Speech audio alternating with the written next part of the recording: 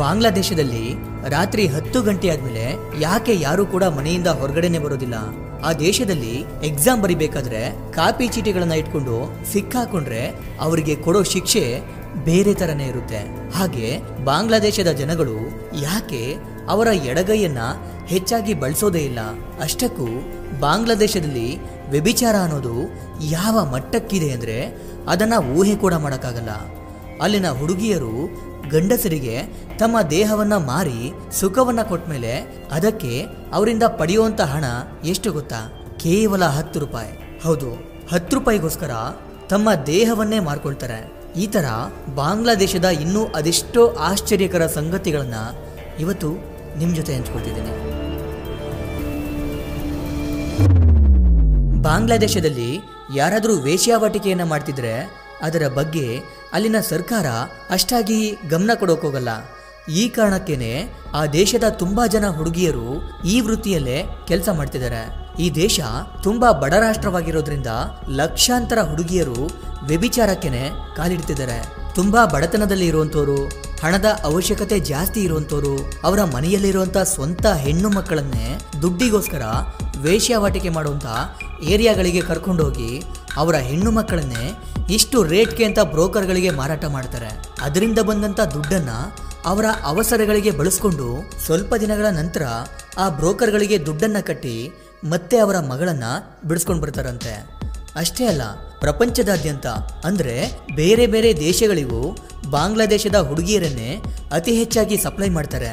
ಅಲ್ಲಿ ಒಂದು ಹುಡುಗಿ ಒಬ್ಬ ಗಂಡಸಿಗೆ 1 ಗಂಟೆವರೆಗೂ ಸುಖ ಕೊಟ್ಟರು ಕೂಡ ಅದಕ್ಕೆ ಅವಳು ಪಡೆಯೋದು ಕೇವಲ 10 ರೂಪಾಯಿಯಷ್ಟು ಹಣ ಮಾತ್ರ. ಅಷ್ಟು ಕೆಳಮಟ್ಟದಲ್ಲಿದೆ ಬಾಂಗ್ಲಾದೇಶದ ಆರ್ಥಿಕ ಪರಿಸ್ಥಿತಿ.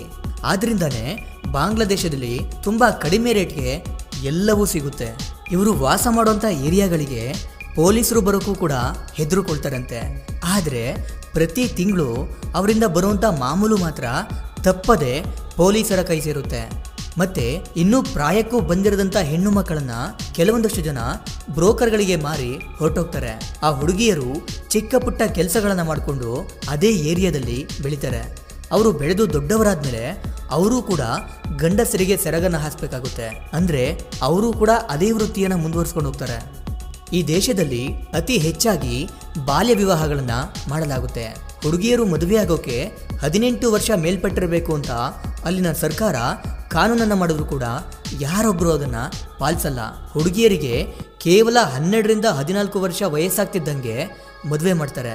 ಕೆಲವೊಬ್ರು ತುಂಬಾ ವಯಸ್ಸಾಗಿರುವಂತ ಮುದುಕನಿಗೆ ತಮ್ಮ ಮಗಳನ್ನ ಕೊಟ್ಟು ಮದುವೆ ಮಾಡ್ತಾರೆ.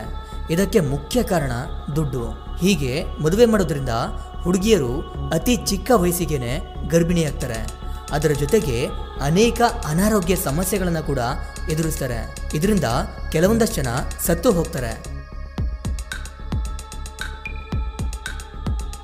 ಈ ಬಾಂಗ್ಲಾದೇಶಿ ಜನಗಳು ಅವರ ಎಡಗೈಯನ್ನ ಹೆಚ್ಚಾಗಿ ಯಾವ ಕೆಲಸಗಳಿಗೂ ಉಪಯೋಗಿಸಲ್ಲ. ಒಂದು ವಾಟರ್ ಬಾಟಲ್ ಅನ್ನ ಕೊಡ್ಬೇಕಂದ್ರು, ಯಾವುದೇ ಒಂದು ವಸ್ತುವನ್ನ ಪಡಿಬೇಕಾದ್ರೂ ಎಡಗೈಯನ್ನ ಬಳಸೋದೇ ಇಲ್ಲ. ಯಾಕಂದ್ರೆ ಎಡಗೈಯನ್ನ ಅವರು ದುರಾದೃಷ್ಟ ಮತ್ತೆ ಅಪಶಕುನ ಅಂತ ಭಾವಿಸ್ತಾರೆ. ಈ ಬಾಂಗ್ಲಾದೇಶ ಕೂಡ ಒಂದು ಅತಿ ದೊಡ್ಡ ಮುಸ್ಲಿಂ ಕಂಟ್ರಿ. ಇಲ್ಲಿ 90% ಮುಸ್ಲಿಂಗಳು, 9% ಹಿಂದೂಗಳು, 1% ಇತರೆ ಧರ್ಮದವರಿದ್ದಾರೆ. ಈ ದೇಶದ ಜನಗಳು ಮಾತನಾಡುವಂತ ಭಾಷೆ ಬಾಂಗ್ಲಾ. ಅದನ್ನ ಬೆಂಗಾಲಿ ಭಾಷೆ ಅಂತ ಕೂಡ ಕರೀತಾರೆ. ಅವರಿಗೆ ಬಾಂಗ್ಲಾ ಭಾಷೆ ಅಂದ್ರೆ ತುಂಬಾ ಗೌರವ. ಇಂಡಿಯಾ ಮತ್ತೆ ಪಾಕಿಸ್ತಾನ ವಿಭಜನೆ ಆದ್ಮೇಲೆ ಪಾಕಿಸ್ತಾನದಲ್ಲಿ ಮತ್ತೆ ಗಲಾಟೆಗಳು ಶುರುವಾದವು. ಅಂದ್ರೆ ಈಗ ಬಾಂಗ್ಲಾದೇಶ ಏನಿದೆಯಲ್ಲ ಅದು ಆಗ ಪಾಕಿಸ್ತಾನದ ಮತ್ತೊಂದು ಭಾಗವಾಗಿತ್ತು. ಪಾಕಿಸ್ತಾನದಲ್ಲಿ ಹೆಚ್ಚಾಗಿ ಉರ್ದು ಭಾಷೆಗೇನೆ ಪ್ರಾಮುಖ್ಯತೆಯನ್ನು ಕೊಡಲಾಗ್ತಿತ್ತು. ಬೆಂಗಾಲಿ ಭಾಷೆಯನ್ನ ಮಾತನಾಡ್ತಿದ್ದಂಥ ಜನಗಳನ್ನ ಕೀಳಾಗಿ ಕಾಣಲಾಗ್ತಿತ್ತು. ಈ ನಡುವೆ ಪಾಕಿಸ್ತಾನದ ವ್ಯವಸ್ಥಾಪಕ ಮೊಹಮ್ಮದ್ ಅಲಿಯವರು ಉರ್ದು ಮಾತ್ರವೇ ಪಾಕಿಸ್ತಾನದ ಜಾತೀಯ ಭಾಷೆಯಾಗಿ ಇರಬೇಕು ಅಂತ ಘೋಷಣೆ ಮಾಡ್ತಾರೆ. ಇದನ್ನ ಪಾಕಿಸ್ತಾನದಲ್ಲೇ ಇದ್ದಂಥ ಬೆಂಗಾಲಿ ಭಾಷೆಯ ಜನಗಳು ತೀವ್ರವಾಗಿ ವಿರೋಧ ಮಾಡ್ತಾರೆ. ಪಾಕಿಸ್ತಾನದಲ್ಲಿದ್ದಂಥ ಬೆಂಗಾಲಿ ಭಾಷೆಯನ್ನು ಮಾತನಾಡುವಂಥ ಮುಸ್ಲಿಂಗಳಿಗೂ ಉರ್ದು ಭಾಷೆಯನ್ನು ಮಾತನಾಡುವಂಥ ಮುಸ್ಲಿಂಗಳಿಗೂ ದೊಡ್ಡ ಮಟ್ಟದಲ್ಲೇ ಗಲಾಟೆಗಳು ನಡೆಯುತ್ತೆ. ಅಂಥ ಸಮಯದಲ್ಲಿ ಇವರ ನಡುವೆ ಇಂಡಿಯಾ ಎಂಟರ್ ಆಗಿ ಅವರಿಬ್ಬರಿಗೂ ರಾಜಿಯನ್ನ ಮಾಡಿಸಿ ಪಾಕಿಸ್ತಾನದಿಂದ ಬಾಂಗ್ಲಾದೇಶ ಪ್ರತ್ಯೇಕ ದೇಶವಾಗಿ ಮಾರ್ಪಾಡಾಗೋಕೆ ಕಾರಣವಾಯಿತು.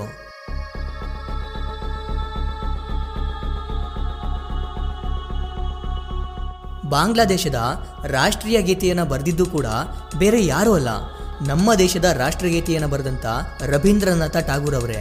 ಈ ಬಾಂಗ್ಲಾದೇಶದಲ್ಲಿ ಅತಿ ಹೆಚ್ಚಾಗಿ ಬಟ್ಟೆಗಳನ್ನು ತಯಾರಿಸ್ತಾರೆ, ಅದರಿಂದಾನೇ ಜೀವನ ಮಾಡ್ತಾರೆ. ಬಟ್ಟೆಗಳನ್ನು ತಯಾರಿಸಿ ಬೇರೆ ಬೇರೆ ದೇಶಗಳಿಗೆ ಎಕ್ಸ್ಪೋರ್ಟ್ ಮಾಡ್ತಾರೆ. ಇದರಿಂದಾನೇ ಆ ದೇಶಕ್ಕೆ ಹೆಚ್ಚಾಗಿ ಇನ್ಕಮ್ ಬರ್ತಿರೋದು. ಈ ಬಾಂಗ್ಲಾದೇಶದಲ್ಲಿ ಸ್ಟೂಡೆಂಟ್ಸ್ಗಳು ಎಕ್ಸಾಮನ್ನು ಬರೀಬೇಕಾದ್ರೆ ಯಾರಾದರೂ ಕಾಪಿ ಚೀಟಿಗಳನ್ನು ತಂದು ಸಿಕ್ಕಾಕೊಂಡ್ರೆ ಅಂಥವರಿಗೆ ಕಠಿಣ ಶಿಕ್ಷೆಗಳನ್ನು ಕೊಡ್ತಾರೆ. ಆ ಶಿಕ್ಷೆ ಹೇಗಿರುತ್ತೆ ಅಂದರೆ 14 ವರ್ಷ ಜೈಲು ಶಿಕ್ಷೆ ಆಗಿರ್ಬೋದು, 10 ರಿಂದ 15 ಲಕ್ಷದವರೆಗೆ ದಂಡ ಕಟ್ಟೋದಾಗಿರ್ಬೋದು, ಅಥವಾ ಅವರ ಜೀವನದಲ್ಲಿ ಮತ್ತೆ ಓದೋಕೆ ಆಗದೆ ಇರೋ ಥರ ಮಾಡ್ತಾರಂತೆ. ಬಾಂಗ್ಲಾದೇಶದ ಕರೆನ್ಸಿಯನ್ನು ಬಾಂಗ್ಲಾದೇಶಿ ಟಕಾ ಅಂತ ಕರೀತಾರೆ. ಆ ದೇಶದ ಒಂದು ಟಕಾ ನಮ್ಮ ಭಾರತದ 72 ಪೈಸೆಗೆ ಸಮ. ಈ ದೇಶವನ್ನ ಕಂಟ್ರಿ ಆಫ್ ರಿವರ್ಸ್ ಅಂತ ಕರೀತಾರೆ, ಯಾಕಂದ್ರೆ ಈ ದೇಶದಲ್ಲಿ ಅಷ್ಟು ನದಿಗಳಿವೆ. ಸುಮಾರು 700ಕ್ಕಿಂತ ಹೆಚ್ಚು ನದಿಗಳು ಈ ದೇಶದಲ್ಲಿ ಹರಿಯುತ್ತವೆ. 1970ರ ಸಮಯದಲ್ಲಿ ಬಾಂಗ್ಲಾದೇಶದ ಜನಸಂಖ್ಯೆ ವೇಗವಾಗಿ ಬೆಳೀತಾ ಇರುತ್ತೆ. ಇದರಿಂದ ಜನಸಂಖ್ಯೆ ಹೆಚ್ಚಾಗಿ ವ್ಯವಸಾಯ ಮಾಡೋಕ್ಕೂ ಜಾಗ ಇರೋದಿಲ್ಲ, ಜನಗಳಿಗೆ ಆಹಾರ ಸಿಗೋಕ್ಕೂ ಕಷ್ಟ ಆಗ್ಬಿಡುತ್ತೆ ಅಂತ ಅರ್ಥ ಮಾಡ್ಕೊಂಡಂತ ಅಲ್ಲಿನ ಸರ್ಕಾರ ಜನಸಂಖ್ಯೆಯನ್ನ ಕಡಿಮೆ ಮಾಡಬೇಕು ಅಂತ ಕೆಲವೊಂದು ರೂಲ್ಸ್ಗಳನ್ನ ಜಾರಿಗೆ ತರುತ್ತೆ. ರೂಲ್ಸ್ಗಳೇನೋ ಇರುತ್ತೆ, ಆದರೆ ಅದನ್ನ ಪಾಲಿಸುವಂತ ಜನಗಳು ಮಾತ್ರ ಬಾಂಗ್ಲಾದೇಶದಲ್ಲಿ ತುಂಬಾ ಕಡಿಮೆ. ಈಗಲೂ ಸಹ ಆ ದೇಶದಲ್ಲಿ ಜನಸಂಖ್ಯೆ ವೇಗವಾಗಿ ಹೆಚ್ಚಾಗ್ತಿದ್ದಾರೆ. ಬಾಂಗ್ಲಾದೇಶ ಅದೊಂದು ಚಿಕ್ಕ ದೇಶ, ಆದ್ರೆ ಜನಸಂಖ್ಯೆ ಮಾತ್ರ ಅತಿ ಹೆಚ್ಚು. ಅಲ್ಲಿ ರಂಜಾನ್ ಹಬ್ಬ ಬಂದ್ರೆ ಸಾಕು, ಎಲ್ಲರೂ ಅವರವರ ಊರುಗಳಿಗೆ ಹೋಗ್ತಾರೆ. ಆಗ ಟ್ರೈನ್ಗಳಲ್ಲಿ ಹೋಗ್ಬೇಕಂದ್ರೆ ಅದೊಂದು ದೊಡ್ಡ ಸಾಹಸ ಅಂತಾನೆ ಹೇಳ್ಬೋದು.